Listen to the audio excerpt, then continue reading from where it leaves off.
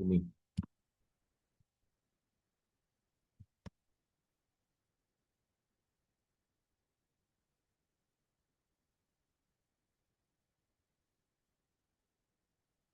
Loh, kok nggak ada ya? Ini.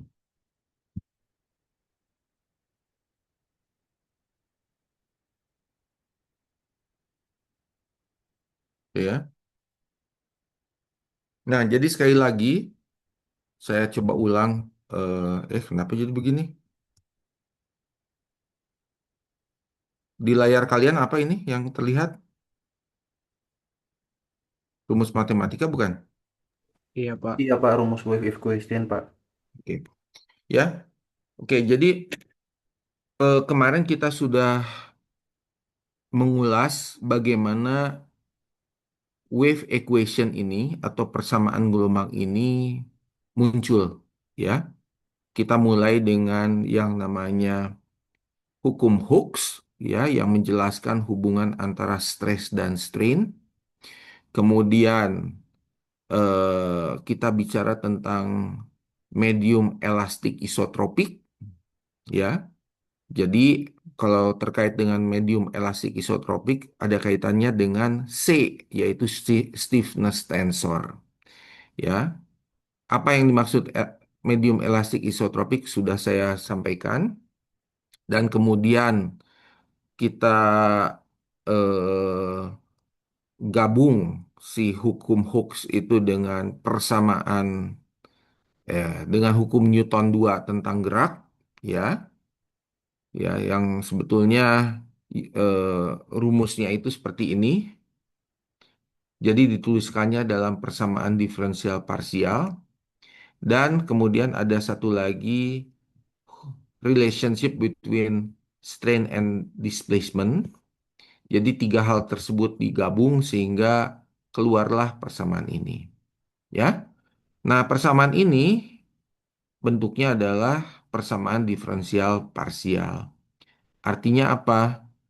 Artinya solusi yang terjadi itu spesifik untuk waktu-waktu tertentu saja, ya. Dia tergantung kepada kapan kita melihat si solusi itu, ya, karena ini bukan persamaan linear. Jadi solusinya berubah terhadap waktu.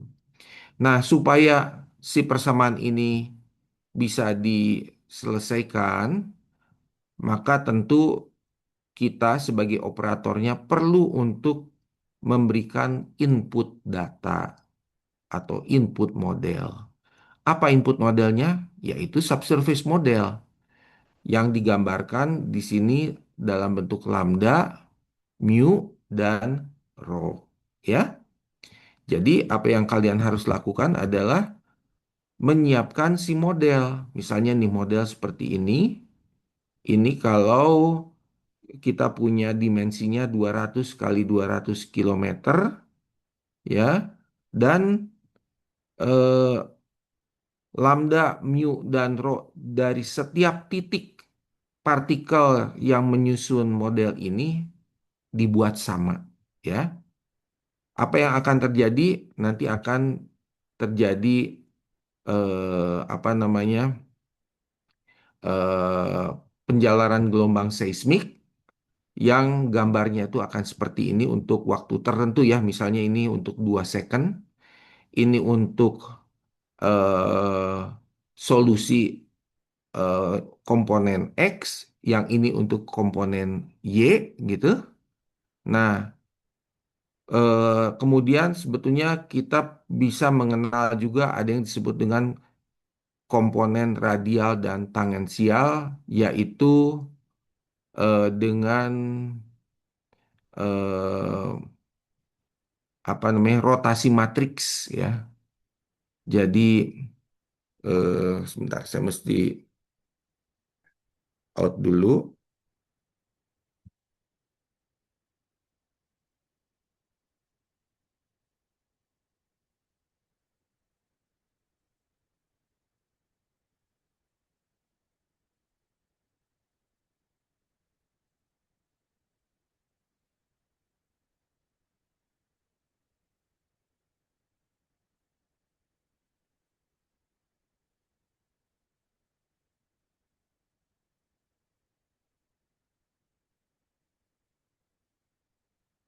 ya.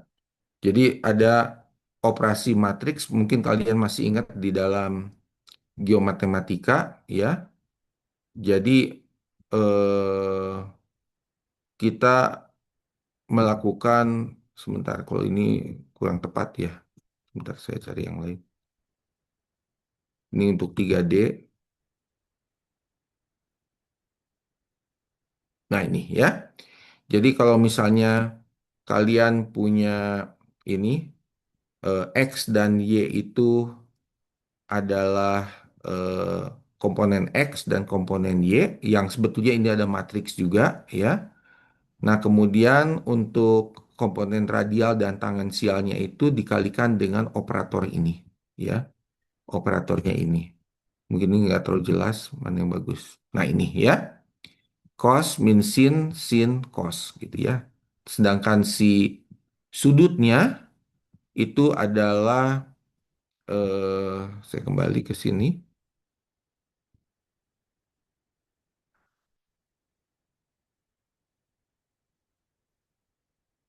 ya. Sudutnya itu adalah nah ini ya. Jadi kalau saya punya source di sini, saya punya receiver di sini ya. Jadi kan gelombang seismik itu menjalar dari sini ke sini ya, sinar gelombang itu. Tetapi yang digambarkan di dalam solusi persamaan tadi itu adalah komponen X-nya dan komponen Z-nya untuk kasus dua dimensi. Ya, jadi kalau kita punya shot di sini punya receiver, maka sudutnya itu adalah sudut ini nih, nah ini, theta ini, ya. Oke. Nah, seringkali kita itu ingin melihat rekaman, bukan rekaman, eh, gambaran dari medan eh, V, ya, medan V itu eh, apa namanya eh, particle motion, ya, velocity dari particle motion itu dalam komponen radial dan tangensial. Nah, jadi apa yang dilakukan tuh kita melakukan pemutaran, ya, ya, diputar sebesar theta derajat untuk mendapatkan komponen radial dan tangensial, ya. Jadi di dalam persamaan ini, di dalam gambar ini bisa terlihat bahwa kalau saya punya shot di tengah-tengah dan kemudian eh, gambar ini memperlihatkan wave field pada untuk komponen X-nya saja, maka bisa terlihat bahwa di sini nih, di sebelah kiri dan kanannya itu amplitudonya paling maksimum. Sedangkan di arah yang ini, atas dan bawahnya itu sebetulnya amplitudonya nol. Ya, kenapa ini bisa terjadi? Karena eh, si seismometer yang kita miliki itu hanya bergeraknya itu secara vertikal aja, ya. Jadi vertikal bisa dibayangkan nih saya punya di sini partikel shot di sini berarti kan gerak ke sini, jadi geraknya vertikal tentu aja di sini akan maksimum. Sedangkan kalau sekarang bergeraknya ke sana, ya, nih bergeraknya ke sana, tapi dia merekamnya horizontal, ya, merekamnya horizontal. Sorry, jadi saya punya shot di sini, saya punya apa namanya partikel di sini, gelombang seismik merambat dari pusat sini ke sini, ya, secara horizontal dan dia akan menggerakkan si partikel itu secara horizontal, ya. Jadi di sini amplitudonya jadi maksimum. Tapi kalau ke arah sana, ya, dia bergerak si gelombang seismik dari pusat sini ke atas dan menggerakkan partikel yang di atas ini. Tapi dia tidak akan bergerak ya karena yang direkam itu kan gerakannya horizontal, sedangkan yang terjadi di sini apa namanya arah pergerakannya vertikal, ya. Nah, tapi di dalam snapshot yang komponennya horizontal, sorry, komponennya vertikal, ya. Jadi shotnya di sini, dia si gelombang seismik bergerak secara horizontal ke sini, tapi sebetulnya yang direkam itu yang vertikal aja, makanya di sini amplitudonya nol tuh ya. Nah, tapi kalau ke arah sini, ke arah atas, maka di posisi ini, ya posisi ini, partikel ini dia eh, gerakannya itu maksimum sekali dan memberikan amplitudo yang paling besar. Nah, ketika saya punya komponen X dan komponen Y, komponen Z ya, maaf di sini jadi komponen Z. Kemudian saya kepingin translate menjadi komponen radial dan tangensial, maka apa yang terjadi di dalam komponen radialnya itu semua amplitudonya itu sama tuh, ya, sama, ya, jadi bulat penuh. Sedangkan di dalam komponen tangensialnya sebetulnya itu nol, nggak ada, ya. Yang terlihat di sini itu hanya artefak saja, ya. Oke, yang bawahnya nggak akan saya jelaskan dulu. Nah, berkaitan dengan ini, persamaan ini, ada sesuatu yang agak sulit untuk dipahami, yaitu yang disebut dengan F, yaitu fungsi sumber, ya, fungsi sumber. Jadi, eh, si sumber yang di sini itu bentuknya seperti apa nih, yang di tengah-tengah atau di sini nih, ya. Nah, ternyata macam-macam.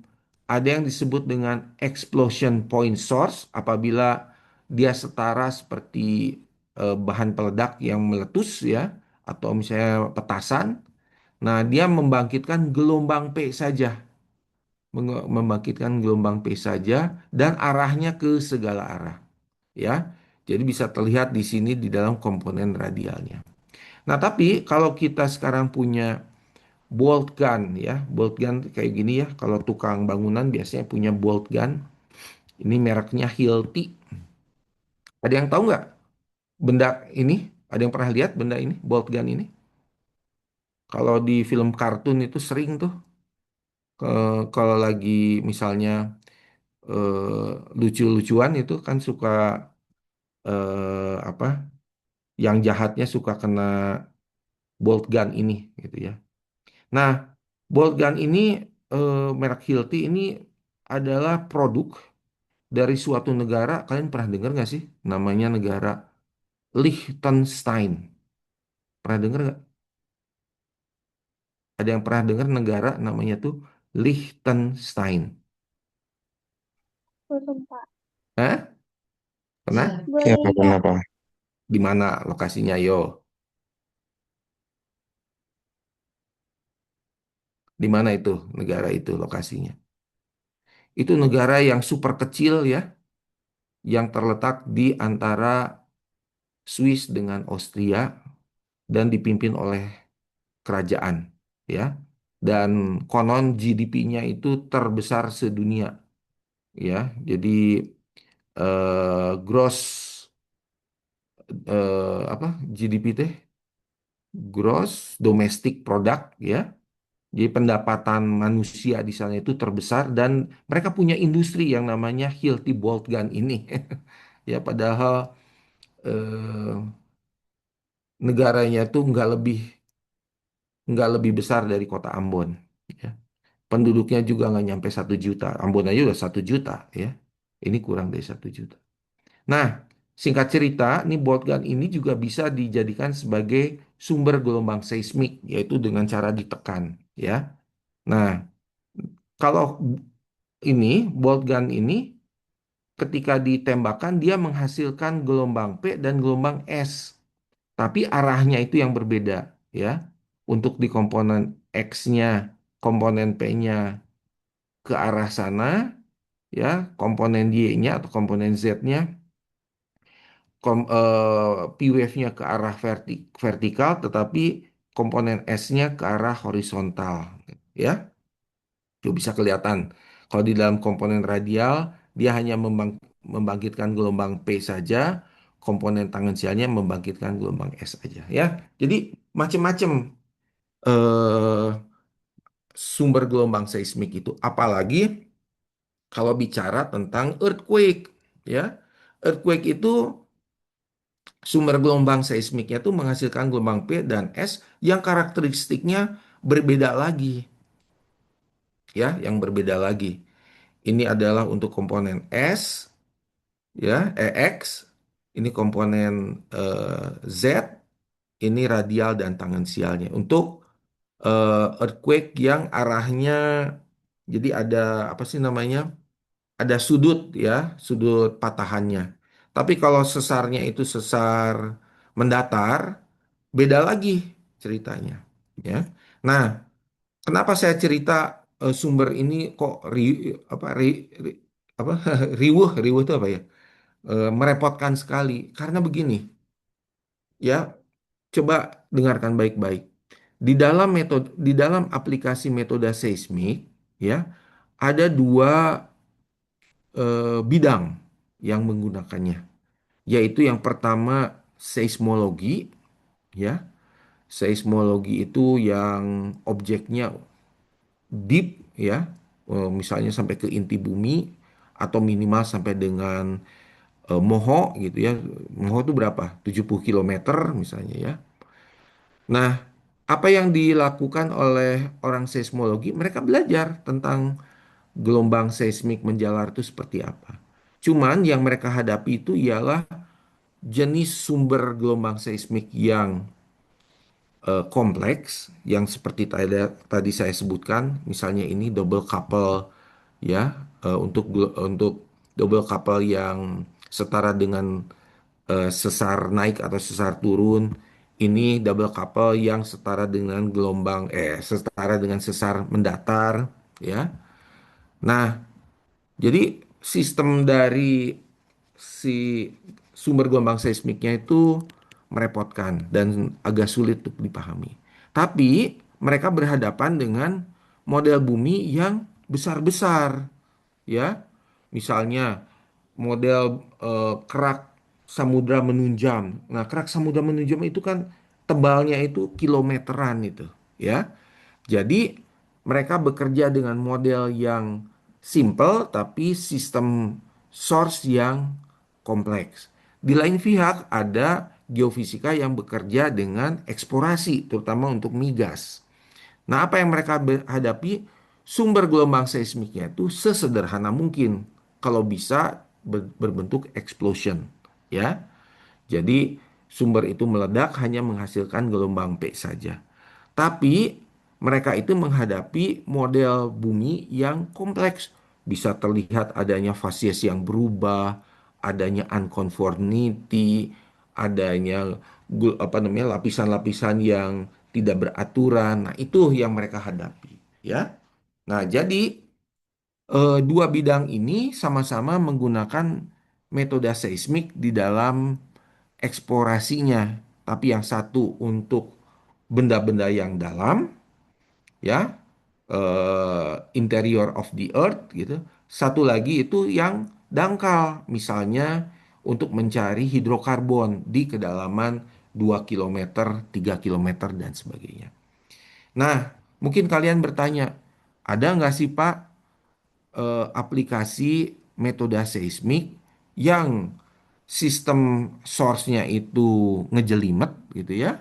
Begitu juga subsurface modelnya. Jawabannya ada. Yaitu apa? Kalau kalian bekerja dengan metode seismik untuk geothermal, ya. Jadi metode seismik untuk geothermal itu sangat challenging karena kita itu mengadaptasi teknik-teknik yang sudah proven di dalam seismologi tetapi diaplikasikan untuk geothermal exploration, ya. Oke.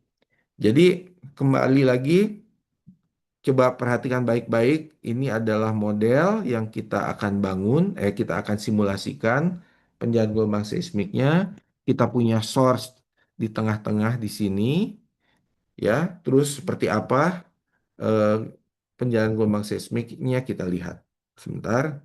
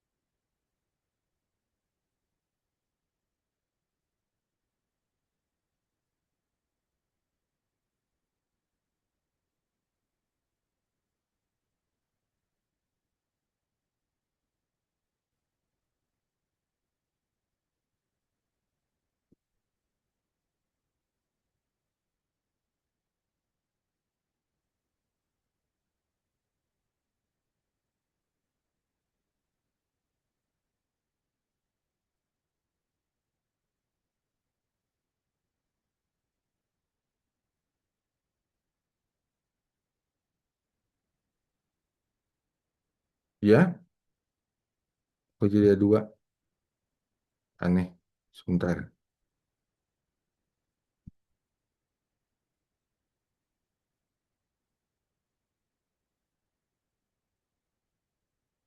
Kelihatan apa di layar kalian? Nggak kelihatan ya? Saya coba ulangi.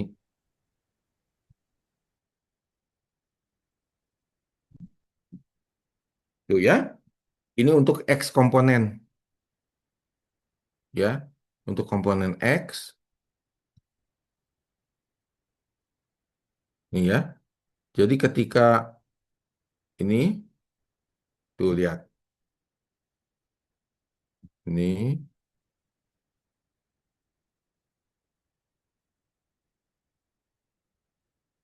ya, bisa kelihatan ya bahwa si sumber gelombang seismik ini menggunakan explosion ya pada 0,42 second sudah terbentuk muka gelombang yang arahnya itu vertikal, sedangkan ke arah vertikalnya itu eh, bisa kelihatan nol ya.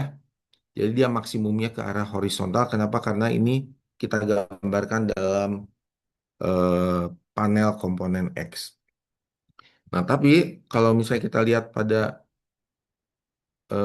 waktu-waktu berikutnya, misalnya 0,9 detik tuh ya bisa kelihatan lingkarannya lebih kelihatan. Ini 1,2 second. Ini pada saat 1,44 di mana eh, apa namanya gelombang yang di bawah itu kena batas lapisan dan akhirnya kemudian pada 1,74 second ada yang disebut dengan gelombang transmisi ya. Ini yang disebut dengan refleksi ya, refleksi P dan bisa terlihat bahwa si gelombang yang di bawah itu menjalar dengan kecepatan yang lebih cepat. Bisa kelihatan bahwa muka gelombangnya lebih di depan dibandingkan yang di atas ini. Ya, itu. Jadi itu adalah gambarannya. Nah, sekarang kalau kita lihat yang komponen Z seperti apa,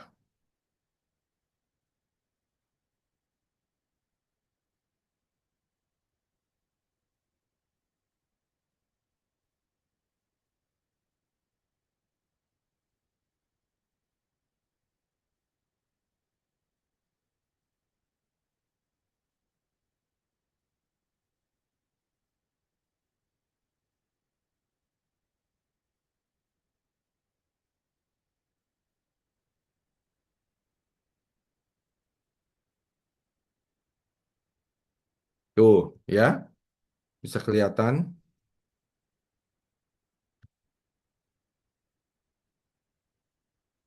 ya bahwa amplitudo maksimumnya itu ke arah vertikal karena ini dalam bentuk Z komponen. Sedangkan ke arah horizontalnya itu sebetulnya nol, gitu ya. Jadi bisa kelihatan tuh seperti ini.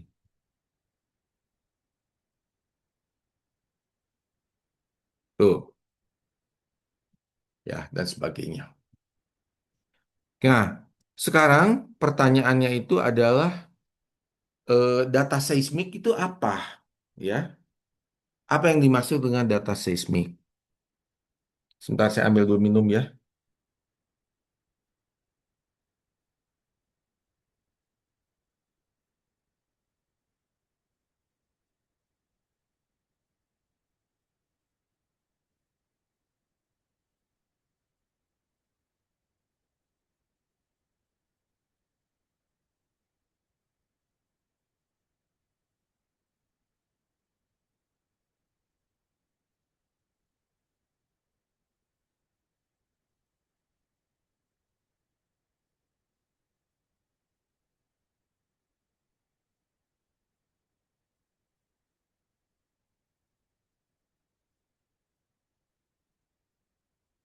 Salah.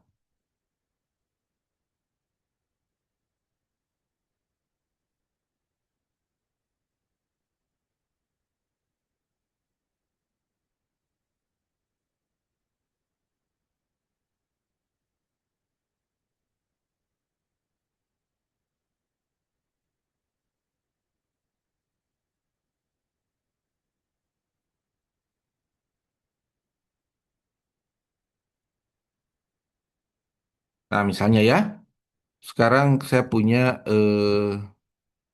model 3 lapis, tapi source-nya itu double couple nih. Jadi menghasilkan gelombang P dan gelombang S. Tuh, lihat ya. Kelihatan? Tuh, ya. Yang luar itu ada gelombang P-nya, yang di dalam itu gelombang S-nya. Posisinya di tengah antara di tengah-tengah lapisan kedua. Tuh, ya. Dan kemudian terjadi apa yang disebut dengan refleksi dan transmisi untuk lapisan yang atas gitu ya. Tuh,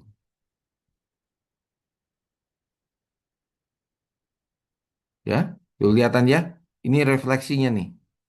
Dan terjadi interferensi antara gelombang S ini dengan gelombang pantul P ini. Tuh, ya. Nah, terus dan seterusnya. Nah, oke ya. Jadi dengan demikian,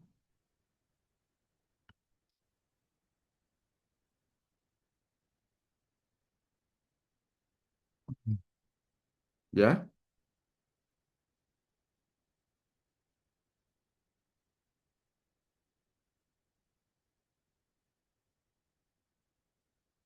Nah, ya. Apa yang saya gambarkan ini itu adalah gambaran dari medan gelombang seismik untuk waktu-waktu tertentu. Karena tadi ingat si persamaannya itu persamaan diferensial parsial. Jadi solusinya tidak eksak, solusinya itu berubah terhadap waktu, ya. Oke. Nah, seperti ini. Jadi untuk yang waktu yang pertama, waktu kedua, ketiga, keempat, misalnya ini 2 second, 4 second, 6 second, dan 8 second. Ya. Nah, kemudian ketika kita pasang seismometer di atas, kita itu akan mendapatkan apa yang disebut dengan data seismik ya. Ini kalau komponen kita komponen X, yang ini ada komponen Z. Nah, kalau misalnya bicara tentang operasional di lapangan, seringkali kita itu menggunakan one komponen seismometer ya, yang bentuknya kayak paku itu. Nah, itu setara dengan data yang ini nih, ya. Jadi bukan data yang ini, karena kalau yang ini berarti si sensornya harus ditidurkan di permukaan bumi, sedangkan yang ini itu harus ditancapkan. Nah, dari sini sebetulnya sulit kita untuk bisa mengenali masing-masing event. Dan satu lagi, di dalam mata kuliah ini kita hanya mengandalkan pada first arrival travel time saja. Jadi artinya meskipun event seismik yang di bawahnya itu membawa informasi tentang subsurface, tapi di dalam pengolahan datanya itu tidak dikonsider. Ya. Nah, ini sebagai contoh yang lain, kalau kita punya model apa namanya, model subduksi, ya. Nah, misalnya seperti ini. Ini ada medan gelombangnya atau disebut dengan eh, snapshot ya. Ini sebenarnya snapshot. Tuh ya seperti ini. Jadi kita gambarkan misalnya subduksi di Pulau Jawa, di atasnya itu ada cekungan sedimen, kemudian atasnya itu eh, kerak benua, ini kerak samudra, sedangkan yang dimasukinya itu udah mantal bagian atas. Ya, tuh ya, jadi dibuat kayak gini. Dan ini ada data seismiknya kalau kita memasang di sepanjang lintasan ini dengan jarak 1 meter. Ya, kita dapatkan data ini. Nah, seringkali di dalam metode seismik, di dalam seismologi, itu yang namanya seismometer itu nggak rapat kayak gini. Dia cuma ada satu di mana, satu di mana, satu di mana, mungkin jumlahnya 10. Nah, dengan berbekal data yang mirip seperti ini, tapi jumlahnya hanya 10, maka kalian diminta untuk merekonstruksi bawah permukaan bumi sampai dengan dapat bahwa modelnya itu seperti ini. Ya, oke. Ada yang mau ditanyakan sampai di sini?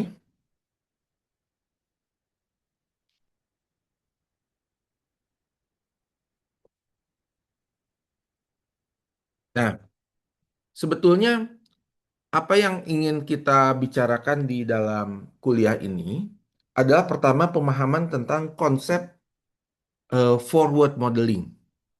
Jadi kita punya model, Kita model itu sebagai input data, kita punya persamaan gelombang, kemudian kita run, kita dapatkan data seismik, ya. Itu yang disebut dengan forward modeling. Tapi core dari pekerjaan kita itu justru kebalikannya, yaitu kita punya data seismik, ingin tahu subsurface model yang dilewatinya seperti apa. Nah, jadi mulai sekarang kita sudah masuk ke bagian yang kedua, yaitu memahami mengenai iconal equation. Ya, siapa yang di sini pernah dengar nama persamaan iconal? Silakan. Siapa yang bisa menjelaskan apa yang disebut dengan persamaan ikonal?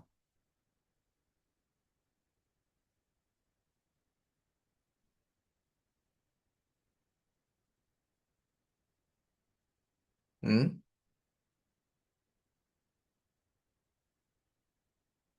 Apa itu? Atau persamaannya kayak gimana? Nah, untuk karena kalian mungkin udah lupa atau memang belum tahu, saya nggak tahu ya. Nah, saya akan memberikan bahan bacaan. Tapi bahan bacaan tuh tolong dibaca ya. Nggak ada tugas dari situ. Tugasnya membaca dan saya nggak tahu kalian bakal membaca atau tidak. Ya. Nah, jadi setelah kuliah ini saya akan berikan satu paper yang ditulis pada tahun 1988. Nah, loh, kalian udah lahir belum tahun 1988? Belum kan? Ya. Tapi si penulis ini sudah bisa menyelesaikan namanya persamaan ikonal. Nah, persamaan ikonal itu apa sih? Apa hubungannya antara persamaan ikonal dan persamaan gelombang? Ya. Jadi secara singkat dapat saya jelaskan seperti ini.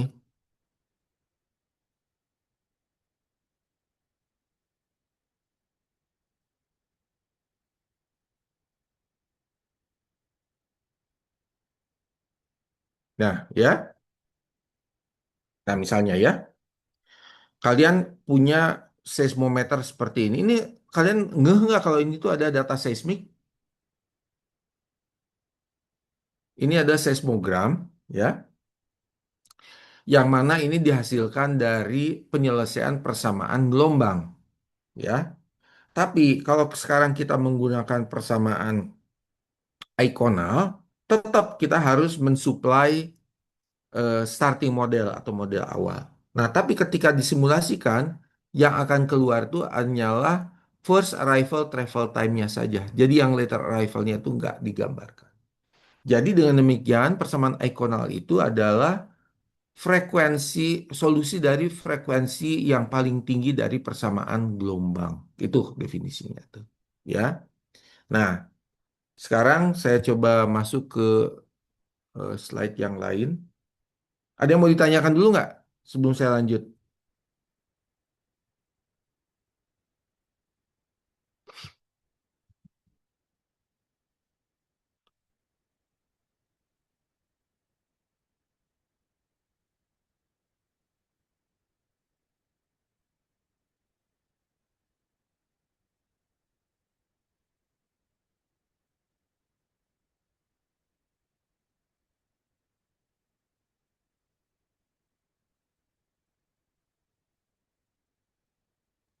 Pak, mungkin saya ingin bertanya terkait tugas Belum. kemarin, Pak, boleh? Ya, boleh. Tugasnya itu kita buat video vlog Ya. ya, Pak. Ya, buat video. Jadi apa yang sudah saya sampaikan, mungkin ada rekamannya juga. Kalian coba nanti bisa membuat semacam menjelaskan lagi kuliah yang kemarin plus yang hari ini bolehlah ditambahkan, ya, dan dilaporkan dalam waktu 5 sampai 7 menit saja dalam bentuk vlog, ya. Oke? Ya. Terus yang Jadi diupload itu link videonya eh, ya, Pak. link yang diupload tuh link dari videonya. Jadi videonya itu bisa diupload di Google Drive atau di YouTube, terserah, tapi link untuk melihatnya kasih ke saya, ya. Baik, Pak, Oke, terima kasih. ya. Bener ya. Nah,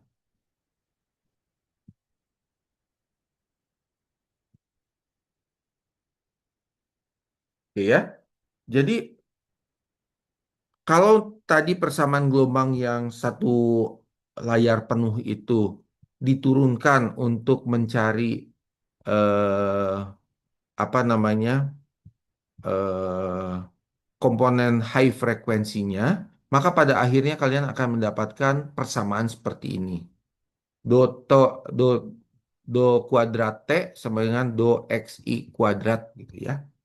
Nah, ini untuk satu dimensi. Kalau dua dimensi tentu ada do Z kuadratnya gitu ya.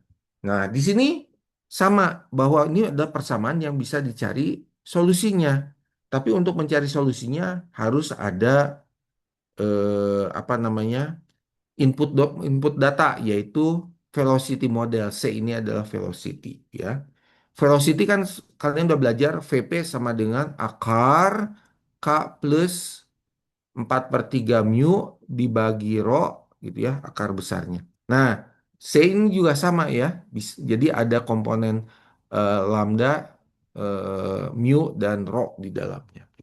Nah, sekarang kalau sekarang dicari solusinya, misalnya saya punya shot di sini, punya receiver di sini, maka sebetulnya si persamaan tadi itu diselesaikan secara numerik dengan finite different ya. Jadi kita menggrid si model kita ini menjadi kotak-kotak yang lebih kecil dan kemudian setiap node di dalam model kita itu bisa mempunyai harga waktu tempuh dari shot ke setiap sini, ke setiap node itu ya. Dan tentu aja waktu tempuh dari shot ke receiver ya. Nah, jadi bagaimana ini dijalankan? Saya coba gambarkan seperti ini.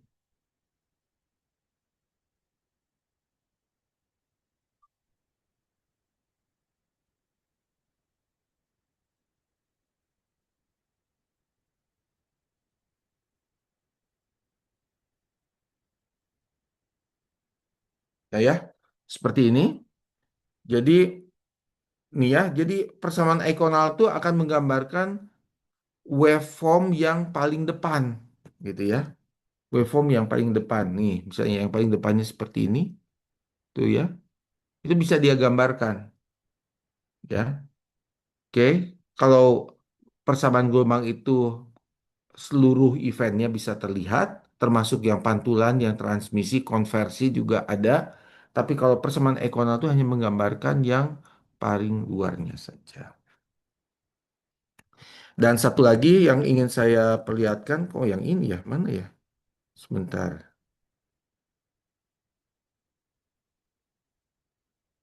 salah keinput di sini. Nah ini, ya. Mungkin kita mulai dari sini. Ini bagus penjelasannya.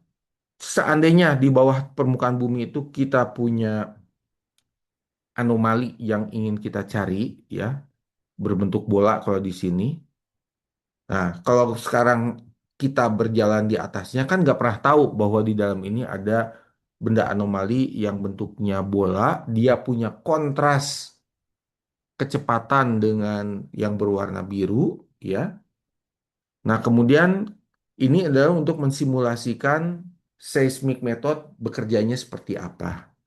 Nah, jadi saya punya shot satu di sini, ya.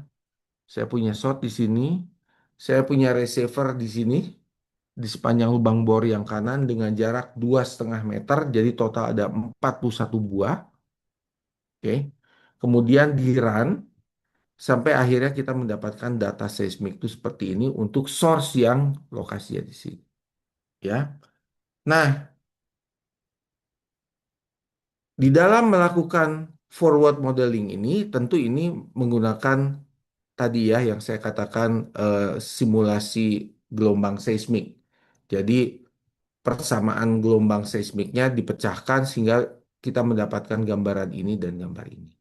Nah, tapi nanti ketika first arrival travel time dari apa namanya dari data ini digunakan untuk menganalisis, Maka pada akhirnya kita akan mendapatkan model bawah permukaan bumi seperti ini nih, yang sebelah kanan aja, ya. Jadi apa yang kalian lihat? Ini muka gelombang seismik cuman satu ini, tapi lokasinya tuh persis sama ini. Tuh, persis sama ya, ini sama ini. Ya. Oke. Dan kemudian model dari subsurface yang harus adanya tegasan ternyata di sini lebih bersifat apa namanya? Lebih bersifat smooth ya. Jadi perubahan velocity dari atas ke tengah ini dia itu gradual banget. Nah, inilah yang menjadi ciri khas dari tomografi waktu tempuh. Jadi kalau kita punya model yang eh, kontras akustik impedansnya itu tinggi, tapi kalau ketika kita melakukan inversi tomografi, maka pada akhirnya kita mendapatkan model yang relatif lebih smooth, gitu, ya. Nah, untuk lebih detail mengenai hal ini, kita akan bahas di minggu depan saja ya, karena saya ingin membagikan dulu apa namanya paper ya, dan juga nanti saya akan bagikan juga tulisan saya mengenai inversi seismik ya. Oke, ada yang mau ditanyakan? Sekarang jam berapa? Oh, 8.52. Kita masih punya waktu sebetulnya 10 menit. Silakan kalau ada yang mau bertanya.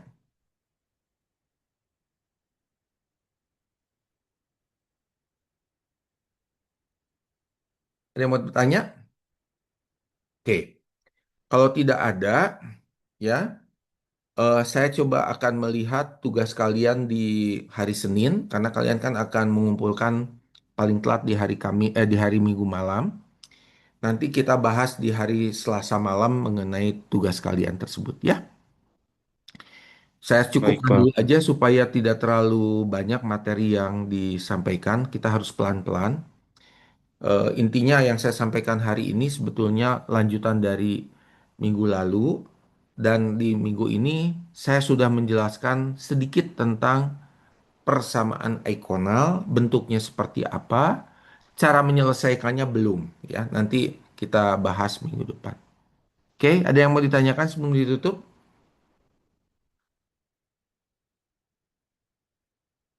Nggak ada? Dari saya belum ada, Pak. Oke, kalau nggak ada, saya sudahi dulu aja ya. Eh, Kira-kira hampir 10 menit lebih cepat. Silakan kalian cek rekamannya dan kemudian kalau ada yang mau ditanyakan bisa lewat WhatsApp atau kalian bisa berdiskusi dengan teman. Diskusi untuk pembuatan tugas boleh ya, tetapi membuat tugasnya perorangan ya. Jadi untuk menyamakan persepsi atau menyamakan apa pandangan yang sama boleh dengan teman kalian, tapi tugas yang kalian harus buat adalah perorangan. Ya, oke, mungkin itu aja yang dapat saya sampaikan. Terima kasih. Wassalamualaikum warahmatullahi wabarakatuh. Terima kasih, Waalaikumsalam Pak. warahmatullahi wabarakatuh. Waalaikumsalam, Pak. Yuk, Terima kasih, Pak. yuk. Terima kasih.